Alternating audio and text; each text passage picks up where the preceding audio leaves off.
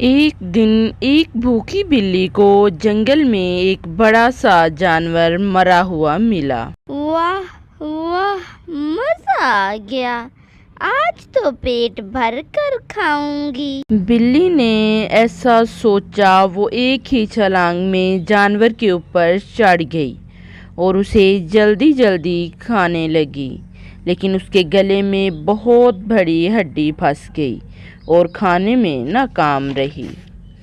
بلی مدد کے لیے ایک سارس کے پاس گئی جو ندی کے پاس رہتا تھا۔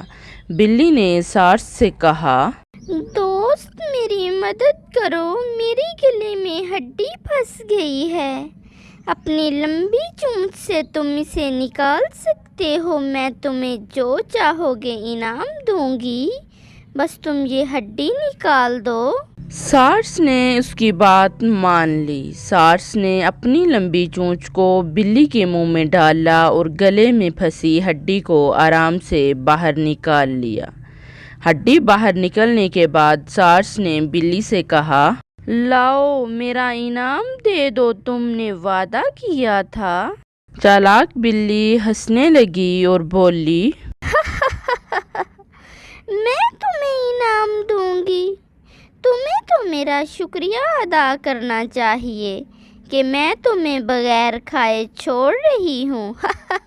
ہمیں کسی بھی دشمن پر بھروسہ نہیں کرنا چاہیے۔ ایک دن چیکو کوے کو بڑا سا گوشت کا ٹکڑا ملا۔ وہ خوش ہو گیا، خوشی خوشی گوشت کے ٹکڑے کو لے کر اپنے گھونسلے کے پاس جا کر بیٹھ گیا۔ تبھی وہاں سے مینی بلی نکلی اور اس کی نظر چیکو کوے پر پڑی۔ چیکو کے منہ میں گوشت کا ٹکڑا دیکھ کر مینی بلی کے منہ میں پانی آ گیا اور کسی بھی طرح چالاکی سے اب وہ ٹکڑا پانا چاہتی تھی۔ تبھی اس کے دماغ میں ایک ترکیب آئی اور اس نے چیکو سے کہا، چیکو دوست تم کیسی ہو؟ اچھا ہوا تم مل گئے، میں بہت دنوں سے تمہیں ڈھونڈ رہی ہوں۔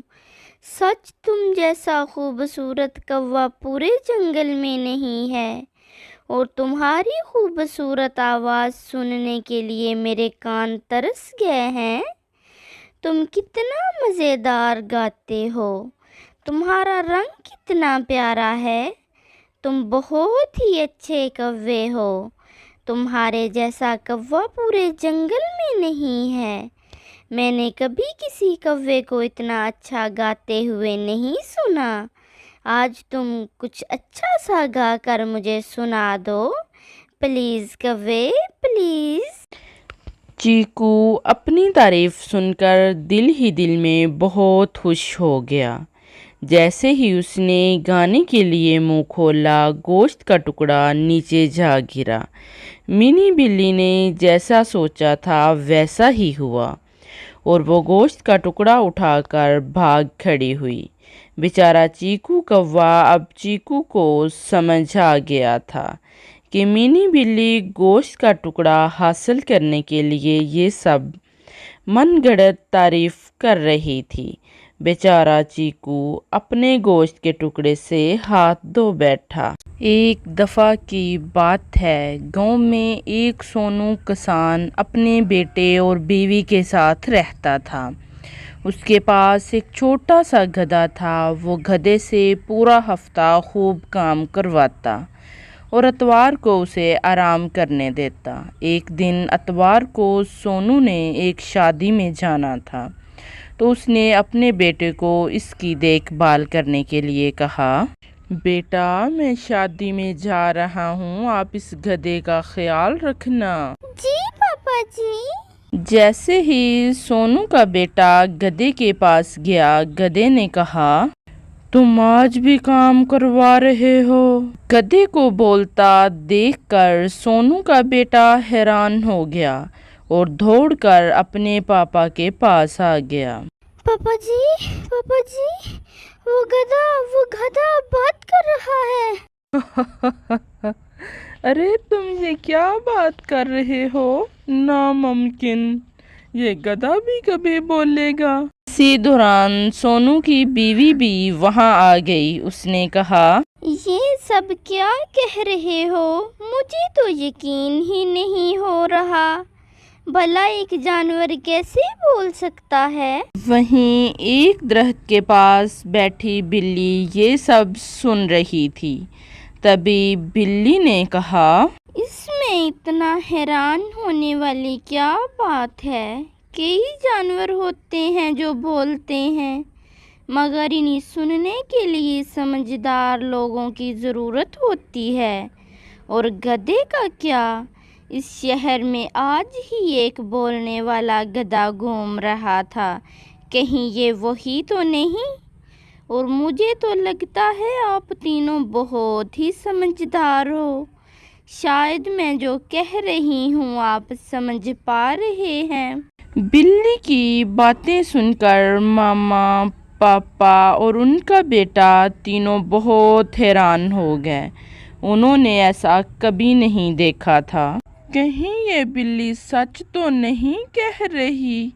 ہم بہت زیادہ سمجھدار ہیں کیا؟ ہاں جی، مجھے بھی ایسا ہی لگتا ہے۔ جی پاپا جی، ضرور یہی بات ہوگی۔ ایک مرتبہ اپنی مشکلات پر غور و فکر کرنے کے لیے اپنے کچھ مسائل لے کر چڑیاں اکٹھی ہوئیں۔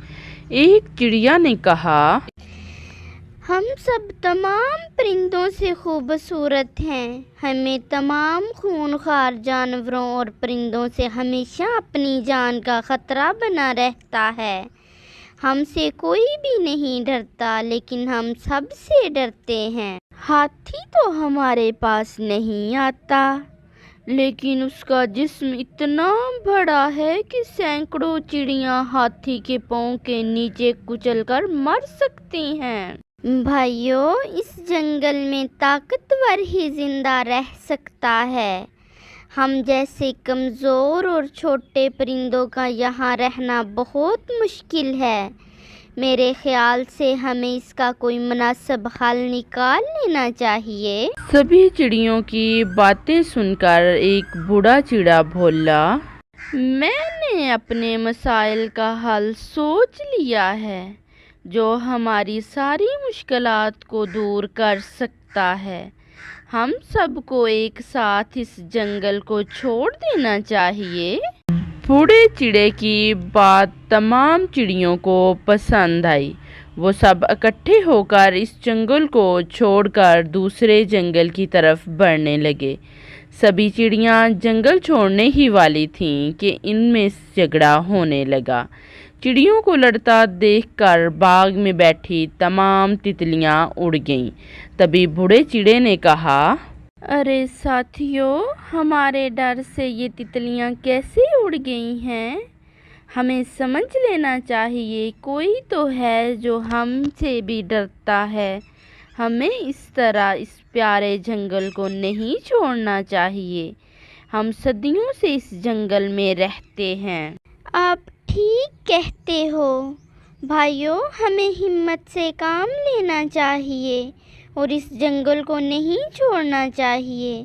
دیکھا نہیں ابھی تو ہم نے جنگل کو چھوڑا بھی نہیں اور آپس میں جھگڑنے لگے۔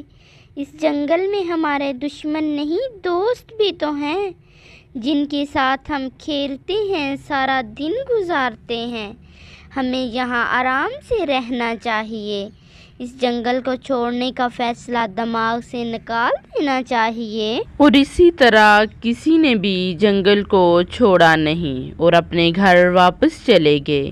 ہمیں خود کو کبھی کمزور نہیں سمجھنا چاہیے۔